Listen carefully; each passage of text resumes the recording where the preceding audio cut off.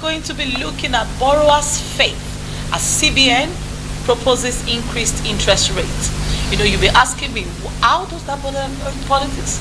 Interestingly, I discovered that when this interest rate, one of the major reasons actually for the proposed increase in interest rates is because of the kind of political climate we have and the preparation towards the 2019 general elections. So the CBN is already anticipating what could happen with all of the money that usually is pumped in, the stomach infrastructure part of it, and the buy and sell vote part of it. There's so much buying and selling going on right now, and I think there's still so much buying and selling. So much buying and selling will still go on until the end of the 2019 general election. So the CBN is already prepared to look at what to do. But now when the CBN does what it proposes to do, which I believe they've just not agreed on how much the interest rate would be, whether it's 25 or whether it's going to be 50, I presume. So one of the things that bothers me seriously is Nigerian businesses are already struggling. People, consumers are already struggling to purchase some of their products. When CBN increases the rate, what is the hope of the Nigerian business? What is the hope of the Nigerian people, Nigerian consumers? Okay, so in the studio with us this morning is Dr. Uche Olowu. Tell me this is Dr. Uche Olowu is the national president of CIB, and that's the Chartered Institute of Bankers of Nigeria. Okay, Mr. Dr. Uche Olowu is with us in the studio this morning. We appreciate you for coming. Thank you for having me. Dr. Uche Olowu is, interestingly, granted an interview on this particular interest rate. I believe a couple of days, wasn't last week. He granted an interview, and I kept asking myself, I said, so I can put you on the spot as much as possible. Okay, so the central bank has hinted at plans to increase the interest rate as it hopes to tighten the monetary policy in response to the high inflation ahead of the general election. So I believe that this is all about the election. You agree, sir? I agree. Okay, so in preparation for the election, I think before the 2014 election, we actually had a very high inflation rate that dropped the Nigerian economy. So what does this mean? The monetary policy tightening, this? I'm not a finance person, so I don't like you to explain what that means. Thank you very much.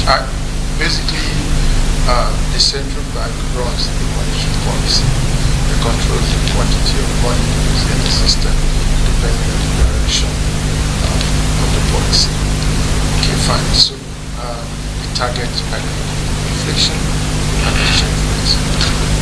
We've seen that the central bank has stabilized the exchange rate, and that has brought the kind of confidence that investors have in the economy. Right. So you begin to see that it's been tight monetary policy as to what is happening. Now the economy, we're now in the election mode, which means there's going to be quite a lot of spending. The budget was passed very late, and so that also has an impact on what that is going to happen. So inflation is likely to set in. It's likely to set in. Inflation is likely to set in. So being a responsible central bank, it's anticipating what is going to happen, and the likelihood, of adjusting, tweaking the interest rate so that to not hit the economy. So to manage the crisis in terms of the huge volume of money that's going to come spending. You talked about the stomach infrastructure. Politicians will do what they best know how to do, and that's so all that in attempt to win votes. So that is going to have some negative impact in the economy in terms of the money, the volume of money in the system. So the natural response will be to slightly review the interest rates. Yes, a lot of concerns in terms of the fact that you said the businesses are struggling. But if you look at various interventions of central bank, the various interventions in the recent is, they're putting the idea of single digit rate for those interventions. So these other interest rates that, if actually reviewed upwards is to discourage, frivolous, borrowings, borrowers who want to come, and that will also have, some impact on the exchange rate. So, and then also investors, because what it means, inflation has a way of eroding value of your currency, of your investment. So the best bet is to make sure that, because that is one, very critical function of central bank. So that is basically, the gist about. Okay, so basically, I know that a couple of people, they said the Monetary Policy Committee, who exactly forms this committee? Who are the members? Are they stakeholders in that sector? No, the Monetary Policy Committee, you have people, appointed. Okay, appointed into that position. Inside the position. Not just CBN itself. No, plus CBN. Plus CBN being a member of that. So you have some economics there and some persons. Okay, this would make it difficult for businesses, for entrepreneurs, for manufacturers to actually run their business. Because what I foresee as a layman in the financial sector, what I foresee is if the interest rate increases, it automatically means the money would become difficult to get. I think it's also discouraging, because what happens is that you will now be funding a lot of consumption. Okay? It's consumption. Once the money is cheap, people, and we are predominantly a consuming country. We don't produce. So we don't produce. So what are you trying to do? You're going to kill for that economy. But that's why I said earlier that the intervention into the real sector, agric and all that, there are so many various interventions. Those interventions rates are, it's not necessarily going to affect them. So I think that the real sector is not really going to be impacted negatively, but we discourage the frivolous consumption that we have. But it's still not going to spoil. It's not going to stop politicians, particularly politicians, from doing all the spending. Yeah, because that what it means is that as you overheat, the activities of the politicians continue to overheat. The volume of currency in the economy. The central bank's function to moderate that effect. If it doesn't do that, we expect that will happen anyway. It's a no-brainer. It's a no-brainer that central bank will react, because it is their function to make sure that the economy is stable. Okay. According to the report, that the MPC has held its key rate at about a record 14%. Since 2016 in a bid to prop up the naira and tame inflation after it spiked up to double digits in the same year. While price growth has since slowed to below the monetary policy rate, the panel has also shifted from some members voting to rate cuts in January to 3 of 10 members favoring the higher rates at the July meeting. I'm not part of that meeting, but I am president of the Chartered Institute of Bankers, the body, the professional umbrella body of bankers in the country. We are not part of that committee. We are a professional body that determines skills and standards that any person wishing to work in the bank, and then we also focus more on capacity building, for a better stable financial system. Because, like I always would say, organizations don't think it's the people. So you need to equip the people to function at optimal capacity. Okay, so what is the current Nigerian inflation? Well, that should. because is it in the double digits or is it in the single digits? That's what I'm wondering. The inflation rate, if it's in the double digits or in the single digits, because going from everything that is happening, we already anticipate that this is going to be. It's almost falling to a single digit, because.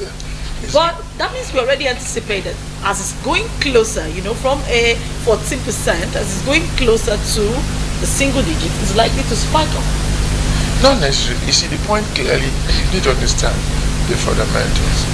The inflation has too, less in a layman, when you have too much money chasing few goods, we're not being productive in the real sector. And so you now had a lot of money fund back into simple that thing. economics. Yeah, so there will be so much demand for a particular thing, so that spikes up. Okay, and so that's happens right away. So inflation, it's not good for especially high inflation. It's not good for any economy. So the headache of every central bank is how do you make sure that inflation is and you use the dynamics of monetary instruments to manage inflation, to manage interest rate and exchange rate. These are rates that the central bank is either depending on the ones you have chosen to control, either to stabilize the exchange rate and allow inflation or interest rate. So you choose, right away the policy has been designed to stabilize the exchange rate. Make sure, because what investors really don't like is uncertainty.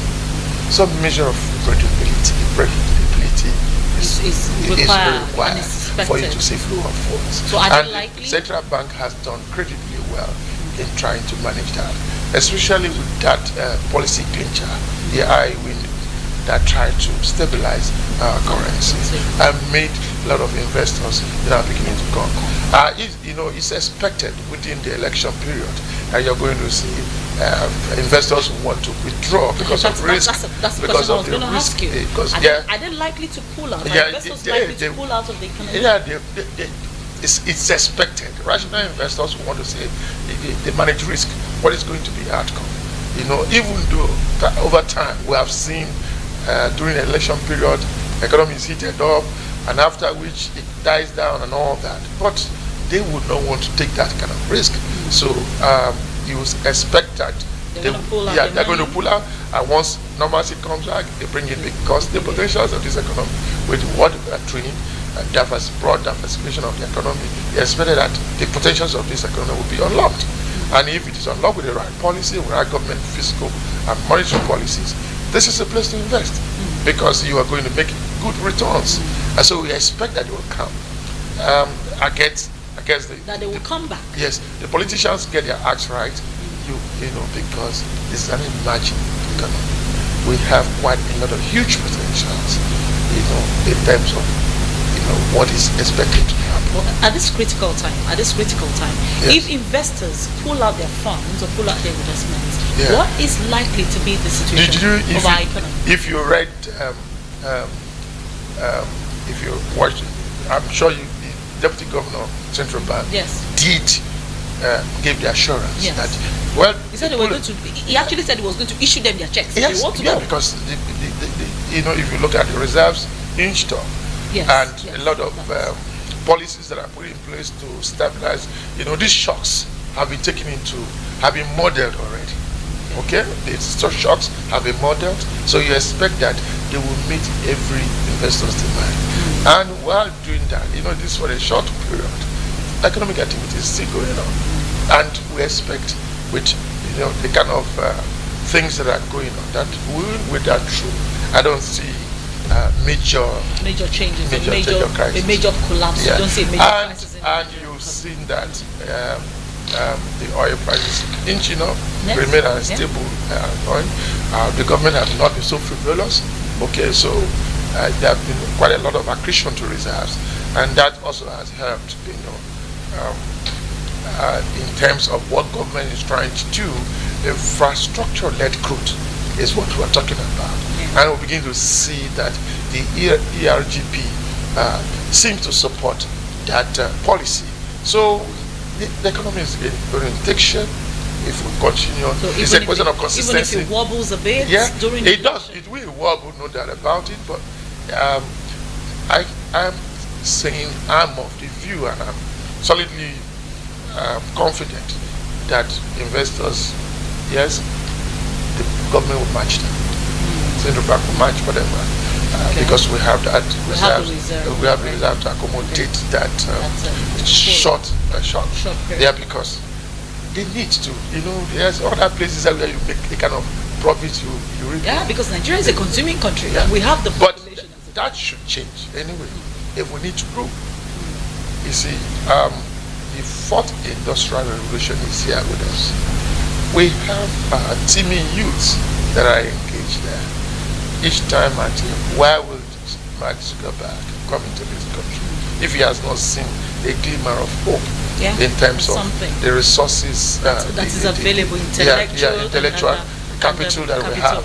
So all we need to do is wrap up some policies that will give a level playing field, that will promote competence above mediocrity, and trying to strengthen the human capital capacity development, which we are in the Chartered Institute of Bankers. That's we're paying premium.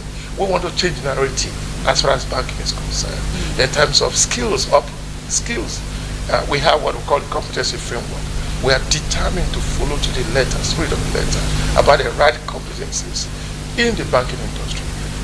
Banking is very important in wealth creation.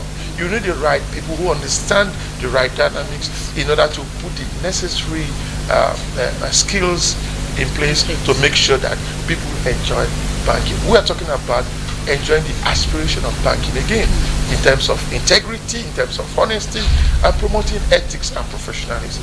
Bankers all over the world have taken badges, so Nigeria is not an exception, because that's what the next question you asked about. But we're talking about professionalism, and we are in training on making sure that happens. It's a new dawn for us in Chartered Institute of Bankers. We're excited because we have quite a lot of international institutions wanting to partner with us, because we are competing. This is a knowledge economy, so we're competing on that level. We have developed blueprints for learning academies in the various institutions. I wanted to come into your training. Yes. So you said CIBN is involved in training as well for aspiring bankers. The CIBN, our role in training is for compulsory continual professional development.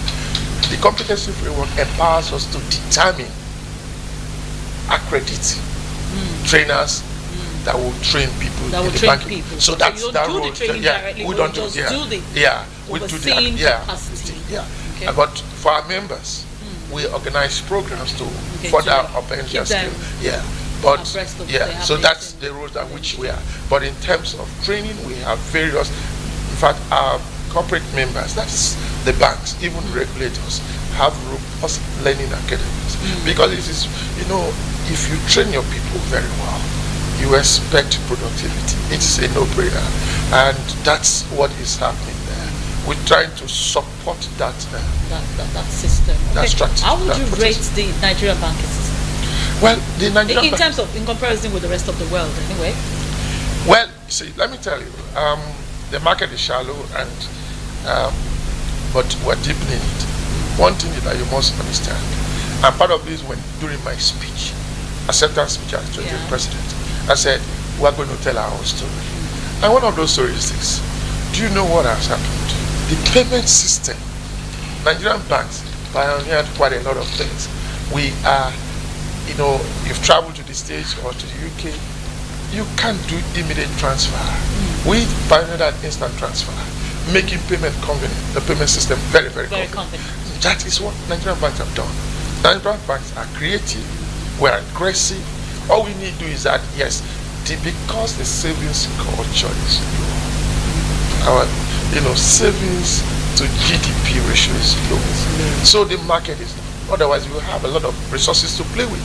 Nigerian banks are doing quite well. The best thing that happened to Nigerian financial system was that consolidation, because now we have fewer banks that have quite a lot of, that are capable of, financial intermediation. Yes, we had a great crisis. The NPLs were higher because one, of course, commodity price went down and there was a diva. And so transactions, they were exposed to a particular sector, that is oil and gas and power and all that. Yes, those problems are being put behind, because you see banks raising commercial papers in order to arm themselves more to take order for their business. So as we speak today, our banking system is solid. Kudos to the regulators. They've been on their toes, making sure that we do not have crisis, because what bankers been doing a lot.